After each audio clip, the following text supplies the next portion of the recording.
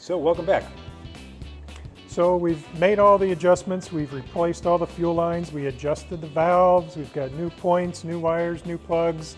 We've done pretty much everything that was recommended, changed the oil, so we're at that wonderful moment where we're going to try to fire it up and see if it runs and go from there.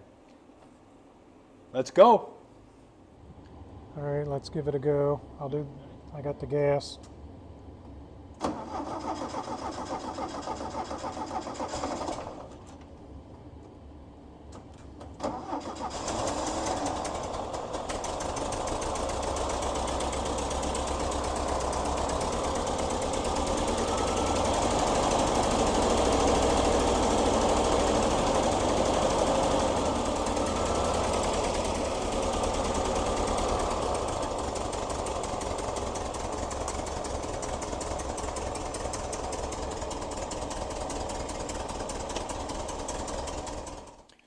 So yesterday you saw we had the engine running. We were anxious to get that running. We got fuel in the gas tank, no leaks there. We changed the oil. We changed the points and plugs in the car. We still got a ways to go, but we were just really anxious to get it running, and we did get it fired up yesterday. You heard that. That was exciting, wasn't it? That was very exciting. Yeah. That's great. Do you want to talk about the things that we've already done? Or do you want to bring the camera in so you can point them out, like the distributor and the fuel lines and things like that? We'll bring the camera in so you can kind of see, and we'll take some close-up shots so you can see what we've done in terms of the points and condenser and distributor and so forth. Yep. Okay. All right. Good. So first thing we'd like to do is introduce Dave Grover, our resident expert on VWs, all things VWs. Dave's stepping in to help us with this project. And Dave's going to be taking over the distributor replacement and removal. So this is the new one that we're going to be putting in. Ah, that's a new one. This is the new one we're going to be putting in, and we're going to be putting a new capacitor on. So we are taking the screw out here, and they're little screws so you don't want to lose them, and that just takes the capacitor off. I've already taken the points out, which was held on by one screw there, and then we we got to take the part that holds that in there, which is this screw here. Once again, a little screw that doesn't want to let go. There we go.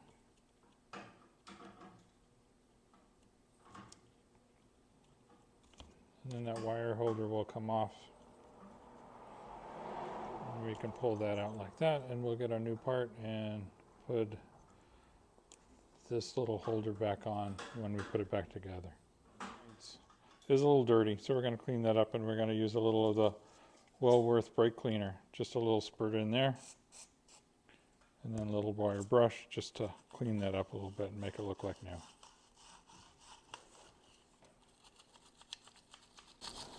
Dave's actually using the Wellworth breakaway brake cleaner, which is non-flammable, and that's perfect for cleaning electrical components and or brake components or any place where you're worried about flammability. So I'm going to wire brush it a little bit more. I think it looks pretty good now. And then when we put it together, we're going to put the points in, adjust the points, and we'll show you that later. And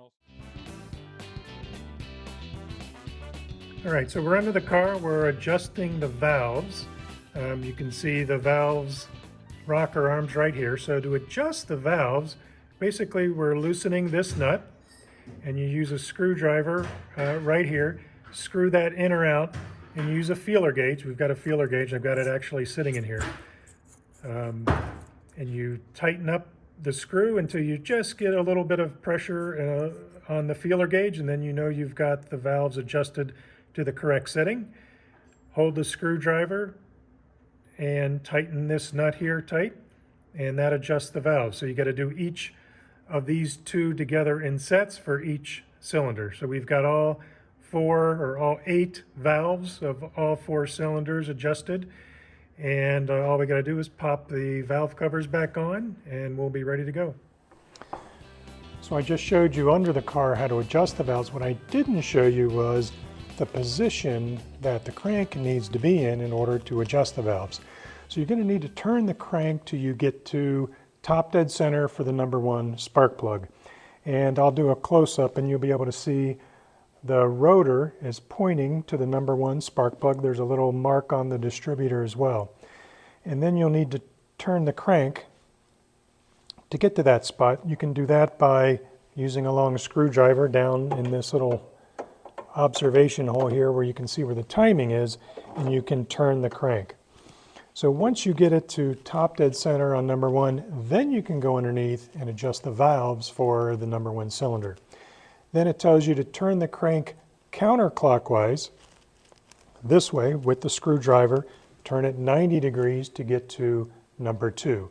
And you'll continue to do that for numbers 3 and number 4. So it's important that the crank be in top dead center position for each cylinder before you can adjust the valves. So even though we had the engine running for just a short time, we were encouraged that we didn't see any fuel leaks initially, but after taking a look at it, we did find some fuel leakage around the fuel injectors. Initially, we thought maybe it was just the rubber O-rings, and we replaced those, put the fuel injectors back in, and they continued to leak. So what we found was that they were actually leaking around the plastic part where it connects to the metal part of the fuel injector, and that's where there was seepage.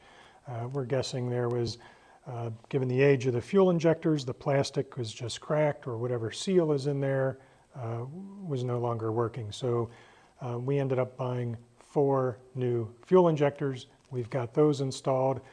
We had the engine running again for a short time, and there are no leaks whatsoever. So we've got the new fuel injectors in. They seem to be working good. They're not leaking at this point. But while the engine was running, it just didn't seem to be running quite right. It sounded like it was running on 3 cylinders, and sure enough, that's exactly what it was doing. When we were taking the fuel injectors in and out, there's electrical connectors going to the fuel injectors. Those wires have gotten a little brittle over the years. As we were pulling the connectors on and off, apparently one of the wires had broke. So in fact, only 3 of the 4 fuel injectors were working. Nobody's really making a new wiring harness, at least engine harness for the car.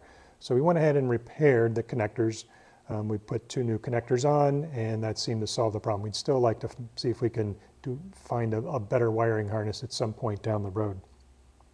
The other problem we had was, while it was running for that short time, it just quit. The engine quit dead cold. We weren't sure if we had a spark problem or a ignition problem or a fuel problem. So we squirted a little starting fluid in the intake, nothing. So we figured we probably had a spark problem. So we kind of isolated things down to just the ignition system here in the back, the coil, the distributor, and the spark plug. So we disconnected the wires from the coil, the positive wires. We ran a jumper from the battery straight to the coil on the positive side. We took another jumper from the negative side of the battery and clipped it right around the spark plug after we had the spark plug out of the engine, still connected to the spark plug wire. Crank the engine, no spark. So something in these components was bad. We swapped out the rotor into the cap, still no spark. We put in a new condenser, still no spark. We swapped out the cap, still no spark. We know the wires are good. We've tested those. Those were new wires. The spark plugs were new. They were working at one point. So something was still amiss. We then realized, we had put a new distributor in, or a new used distributor. We had picked up a used distributor mostly for the vacuum advance unit. We were going to swap that out, but we decided just to go ahead and take the used distributor and drop it in.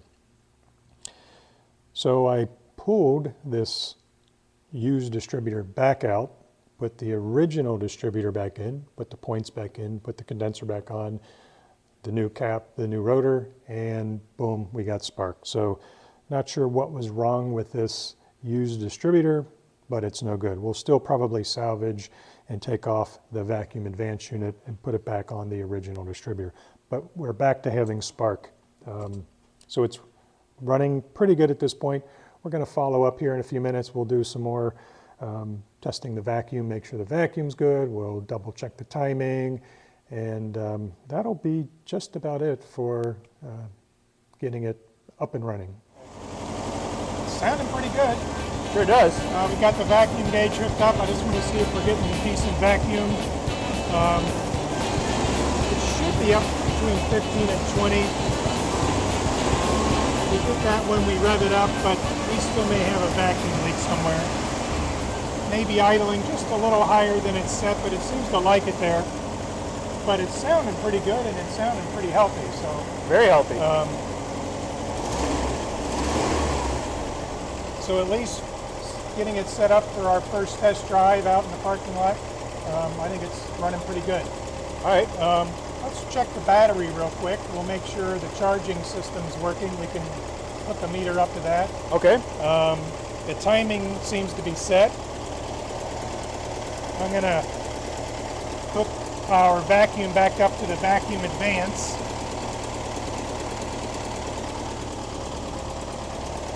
And I'd like to see if our timing advances when I rev it up.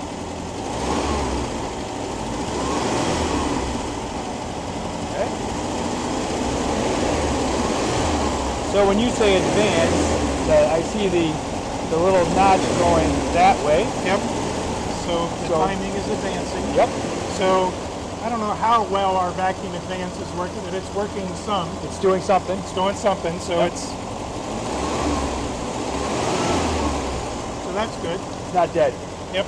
It's not dead. So we'll check the battery Okay. and go from there. So now that we got the car running pretty good, we just want to double check the charging system. We did get a new battery. We cleaned up the wiring coming into the battery. Peter put on some new connectors, so that looks great. If we test the battery just sitting here, new battery should be over 12 volts, and there we are, 12.8 volts. So we'll start the car up, we'll double check it. We would like to see something above 12.8. That'll tell us that the car's charging. Then we'll go back one more time, turn on all the electrical components in the car, and check it again and make sure we're charging.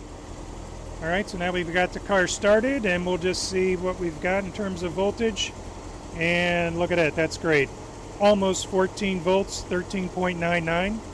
So we're going to start turning some of the components on, and then we'll double check it again. We'll turn on the headlights. And I'm going to turn on the fan. Turn on the hazard lights. Turn on the wipers. So we've got most of the electrical things turned on. We're still right around 13 volts, and that's just at idle. If we were to rev it up, we'd probably get back up to 14. So I think we're doing pretty good charging-wise. Okay, good. So sounding pretty good. I was pretty happy with that. They're very happy with that. I think we're almost ready for a test drive. There's a couple other things we want to do. We know the starter is needs to be replaced. The solenoid is kind of so we'll go ahead and do that while we've got it up on the jacks here. Yep. And then I think we're going to do some work on the heating system, and I think you've got some parts for that. We've got a bunch of like bits and pieces. You know, the fresh air returns and some of the rubber couplings that need to be replaced. So we've got some of those to swap out, but those are really simple things, but just to tighten up the overall system and also to give some integrity to the heating system again, and essentially the cooling system to an air-cooled engine. So all of that should be a positive improvement. So. And we'll do that now again, just while the car's up in the air. It's going to be easier to access stuff on the bottom. So once we do that, we'll be ready for our test drive. Perfect. All right, let's get to it. Okay.